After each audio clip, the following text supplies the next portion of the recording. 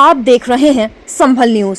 हम हैं तो दम है। संभल में किसान महापंचायत का आयोजन, एमएसपी गारंटी और किसानों की कर्ज माफी की उठी मांग। उत्तर प्रदेश के जनपद संभल की सदर कोतवाली क्षेत्र के ग्राम सैफ खां सराय में तराई किसान यूनियन द्वारा किसान महापंचायत का आयोजन किया गया। ये पंचायत ग्राम प्रधान मोहम्मद नदीम किदवई के यहाँ आयोजित हुई, जिसमें राष्ट्रीय अध्यक्ष श्री तेजिंदर सिंह वर्क ने किसानों को संबोधित किया। महापंचायत में किसानों की कई अहम समस्याओं पर चर्चा की गई और डबल इंजन सरकार से इन समस्याओं के जल्द समाधान की मांग की गई। किसानों ने खास तौर पर निम्नलिखित मांगे रखी। एमएसपी की गारंटी कानून के रूप में लागू हो, जिसमें C2 प्लस 50% फॉर्मूला शामिल हो।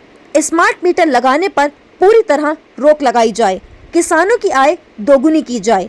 किसानों के सारे कर्ज माफ किए जाएं। कृषि उपकरणों पर लगने वाला पूरा GST खत्म किया जाए। बिजली विभाग की लापरवाही और अवैध वसूली पर रोक लगाई जाए।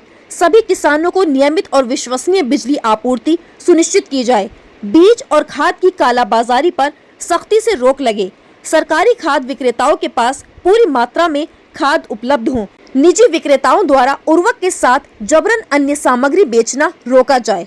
इस किसान महापंचायत में कई वरिष्ठ पदाधिकारी और नेता मौजूद रहे, जिनमें राष्ट्रीय अध्यक्ष तेजिंदर सिंह वर्क, प्रदेश अध्यक्ष खालिद पाशा, मुख्य सचिव रफी खान, प्रदेश महामंत्री नवील अहमद, मंडल अध्यक्ष आमिर प्रधान, जिला अध्यक्ष मोहम्मद नदीम खां, युवा जिला अध्यक्ष मोहम्मद नदीम किदवई के साथ वीरेंद्र गुप्ता, अजय कुमार, हाजी जर्रार, रजा खान, कलीम खान, मेहंदी हसन, नवीन कुमार, मुजफ्फर खान, वसीम, सदाकत हुसैन, बाबू प्रधान, मुबीन, जुनैद, जमीर, शफीक मंसूरी, तालिब प्रधान, धीरेन्द्र यादव, प्रेमपाल यादव, इब्राहिम खान, नदीम पाशा और खलील खान शामिल रहे। संभल से खलील मलिक की खास रिपोर्ट।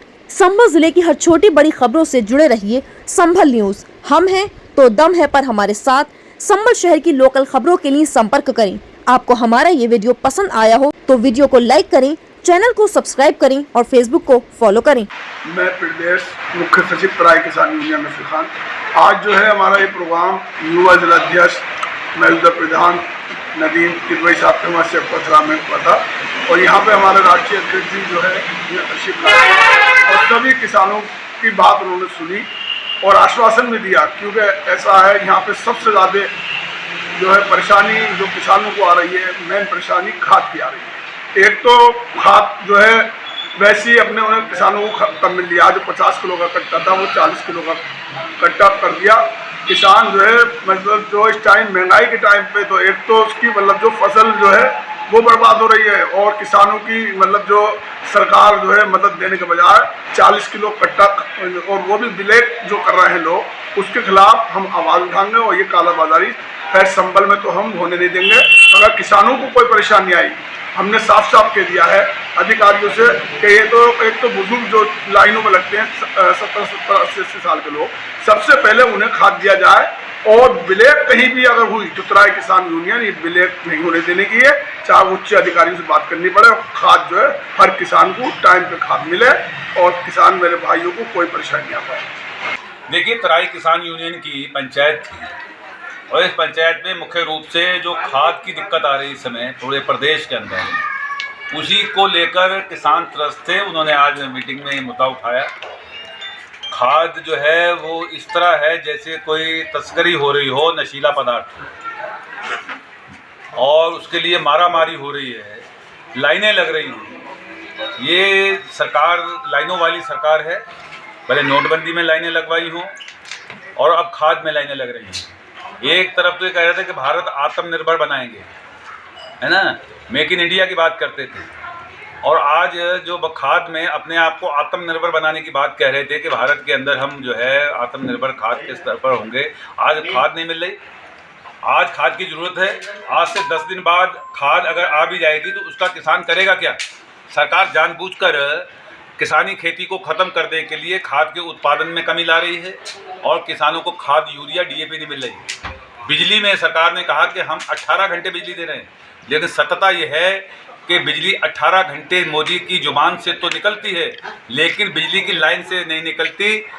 खेत के ट्यूबवेल तक पहुंचते वो 4 घंटे या 3 घंटे बिजली मिल रही है और घरेलू बिजली 300 यूनिट फ्री करने की बात कही थी मैनिफेस्टो में भारतीय जनता पार्टी ने। आज घरेलू बिजली का बिल इतना कमर तोड़ आ गया कि आज 2000, 1500, 3000, 5000 रुपये प्रति महीना एक आम जो सादा परिवार है, जो जिसके घर के 4 लोग हैं, उसका बिल 1500 रुपये कम नहीं आ रहा है। तो ये सारी चीज़ों से किसान त्रस्त थे। इसको लेकर आज बैठक थी और बैठक के अंदर पूरे हमारे किसान यूनियन के पदाधिकारियों ने सरकार के खिलाफ बिगुल बजाने के लिए खाद को लेकर सरकार को जवाब देना चाहिए। क्यों खाद नहीं है? क्योंकि खाद का हर जिले के अंदर से एलोकेशन बनता है। जिलाधिकारी और जितने पदाधिकारी कृषि विभाग के अधिकारी हैं वो डिमांड भेजते हैं स्टेट को, और स्टेट जो है सेंट्रल पूल से और फैक्ट कंपनियों से उस खाद को मंगाता है। जब आपने एलोकेशन भेजा जिले का, तो जिलों के अंदर खाद क्यों नहीं मिल रही?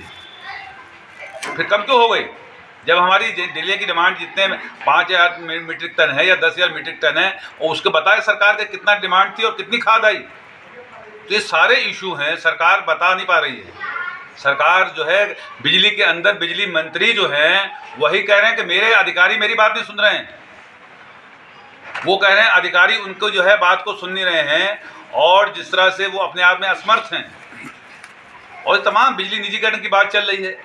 एक तरफ जो है बिजली निजीकरण का मुद्दा बड़ा मुद्दा है, जिसको लेकर बिजली विभाग के अधिकारी और प्रदेश के किसान लगातार इसके खिलाफ आंदोलन कर रहे हैं। तो तमाम मुद्दे हैं। उत्तर प्रदेश के अंदर योगी सरकार पिछले 8 साल का कार्यकाल जो है वो बिल्कुल जो है किसी धरातल पे कोई चीज़ नहीं मिली। 2017 तक जो बिजली के अंदर ट्रांसमिशन में लाइनें और सब स्टेशन बनाने का काम हुआ, उसके बाद एक भी सब स्टेशन मेरे लिहाज से ना तो 1 मेगावाट बिजली का उत्पादन हुआ उत्तर प्रदेश के अंदर, कोई नया सेंटर लगा, और ना ही क्षेत्र के अंदर कोई नए सब स्टेशन लगाए गए सरकार के द्वारा। और जो बनी हुई चीज़ें थी उनकी मरम्मत के लिए भी सरकार के पास बजट नहीं है। ये तमाम चीज़ों को लेकर आज जो है किसानों की बैठक के अंदर निर्णय हुआ है कि आने वाले दिनों के अंदर संभल जिले के पदाधिकारी सरकार से को घेरने का काम करेंगे। गन्ने का भुगतान नहीं हो रहा, गन्ने का रेट नहीं बढ़ा, गन्ने का रेट वही 370 रुपये। आज जो है वो इस तरह है जैसे कोई तस्करी हो रही हो नशीला पदार्थ, और उसके लिए मारामारी हो रही है, लाइनें लग रही है। ये सरकार लाइनों वाली सरकार है। भले नोटबंदी में लाइनें लगवाई हों और अब खाद में लाइनें लग रही हैं। एक तरफ तो ये कह रहे थे कि भारत आत्मनिर्भर बनाएंगे, है ना, मेक इन इंडिया की बात करते थे, और आज जो खाद में अपने आप को आत्मनिर्भर बनाने की बात कह रहे थे कि भारत के अंदर हम जो है आत्मनिर्भर खाद के स्तर पर होंगे। आज खाद नहीं मिल रही। आज खाद की ज़रूरत है। आज से 10 दिन बाद खाद अगर आ भी जाएगी तो उसका किसान करेगा क्या?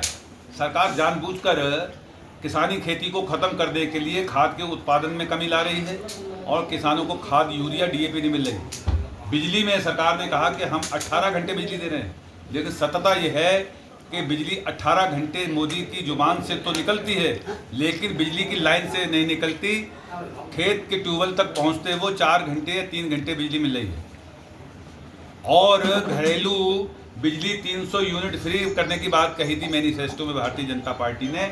आज घरेलू बिजली का बिल इतना कमर तोड़ आ गया कि आज 2000, 1500, 3000, 5000 रुपये प्रति महीना एक आम जो सादा परिवार है, जो जिसके घर के 4 लोग हैं, उसका बिल 1500 रुपये कम नहीं आ रहा है।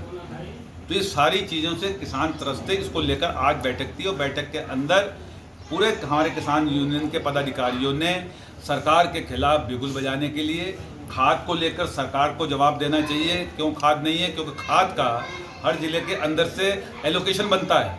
जिलाधिकारी और जितने पदाधिकारी कृषि विभाग के अधिकारी हैं वो डिमांड भेजते हैं स्टेट को, और स्टेट जो है सेंट्रल पूल से और फैक्ट कंपनियों से उस खाद को मंगाता है। जब आपने एलोकेशन भेजा जिले का, तो जिलों के अंदर खाद क्यों नहीं मिल रही? फिर कम क्यों हो गई? जब हमारी जिले की डिमांड जितने 5000 मीट्रिक टन है या 10,000 मीट्रिक टन है, और उसके बताए सरकार के कितना डिमांड थी और कितनी खाद आई। तो ये सारे इशू हैं, सरकार बता नहीं पा रही है। सरकार जो है बिजली के अंदर, बिजली मंत्री जो हैं वही कह रहे हैं कि मेरे अधिकारी मेरी बात नहीं सुन रहे हैं। वो कह रहे हैं अधिकारी उनको जो है बात को सुन नहीं रहे हैं, और जिस तरह से वो अपने आप में असमर्थ हैं। और तमाम बिजली निजीकरण की बात चल रही है। एक तरफ जो है बिजली निजीकरण का मुद्दा बड़ा मुद्दा है, जिसको लेकर बिजली विभाग के अधिकारी और प्रदेश के किसान लगातार इसके खिलाफ आंदोलन कर रहे हैं। तो तमाम मुद्दे हैं। उत्तर प्रदेश के अंदर योगी सरकार पिछले 8 साल का कार्यकाल जो है वो बिल्कुल जो है किसी धरातल पे कोई चीज़ नहीं मिली। 2017 तक जो बिजली के अंदर ट्रांसमिशन में लाइनें और सब स्टेशन बनाने का काम हुआ, उसके बाद एक भी सब स्टेशन मेरे लिहाज से ना तो 1 मेगावाट बिजली का उत्पादन हुआ उत्तर प्रदेश के अंदर, कोई नया सेंटर लगा, और ना ही क्षेत्र के अंदर कोई नए सब स्टेशन लगाए गए सरकार के द्वारा। और जो बनी हुई चीज़ें थी उनकी मरम्मत के लिए भी सरकार के पास बजट नहीं है।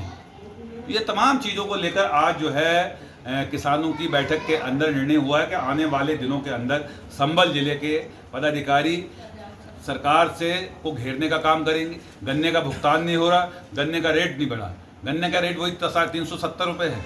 वो 370 हमने सुना था कश्मीर के अंदर थी, लेकिन कश्मीर के अंदर 370 तो हट गई, लेकिन गन्ने के ऊपर लग गई और 370 टूटने का काम नहीं हो रहा है। तो हम चाहते सरकार उस 370 को भी तोड़े, गन्ने वाली को भी कम से कम 450 रुपये गन्ने का रेट होना चाहिए। जो लागत है इस समय देश के किसान की आ रही है, आपने रेट हर चीज़ के बढ़ा दिए और खाद के साथ टैगिंग हो रही है। अगर खाद का यूरिया का कट्टा लेने जा रहा है तो पहली बात तो प्राइवेट जो है उसे 270 की जगह 350 से लेकर 400 रुपये प्रति कट्टा मिल रहा है। उस कट्टे के साथ मन माफिक उस चीज़ को टैगिंग कर रहे हैं जिस चीज़ का कोई मतलब नहीं है, किसान को जरूरत नहीं है, लेकिन उसके साथ 400 रुपये की एक दवा की पैकेट उसके साथ टैग करके दे रहा है, ये तो लेनी पड़ेगी। एक कट्टा उसे जो है 800 या 900 रुपये में पड़ रहा है। तो दूसरी तरफ केंद्र सरकार का साफ निर्देश है कि कोई भी विक्रेता और विक्रेता किसी भी प्रकार की टैगिंग नहीं कर सकता। जिलाधिकारी रोज कहते हैं कि अगर कहीं टैगिंग हो रही है, कहीं ओवर रेट खाद बिक रही है तो हमें बताएं। जब हमारे लोग जाकर बताते हैं, कंप्लेंट करते हैं कि यार टैगिंग हो रही है, ओवर रेट बिक रही है, तो भ्रष्ट अधिकारी उस विभाग के जो करोड़ों रुपए देकर और उस जिलों की वो लेते हैं, जिम्मेदारी चार्ज लेते हैं, वो उन पर कोई कार्रवाई नहीं करते।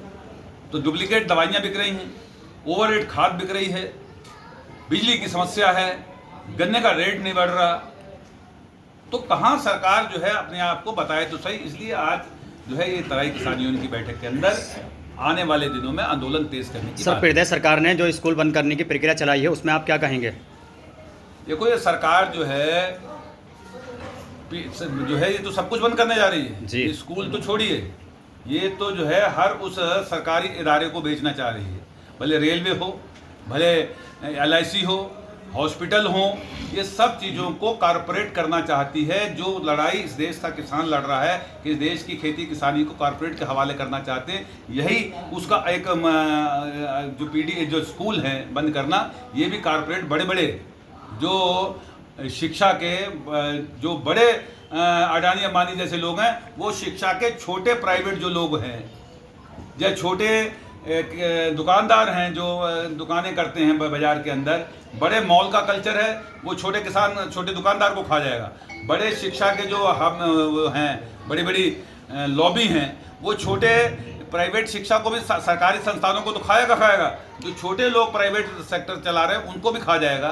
तो सरकार कॉर्पोरेट की तरफ बढ़ रही है, भले वो स्कूल मर्ज करने की मामला हो या और तमाम जो है सरकारी संस्थाओं को बंद करने का मामला है।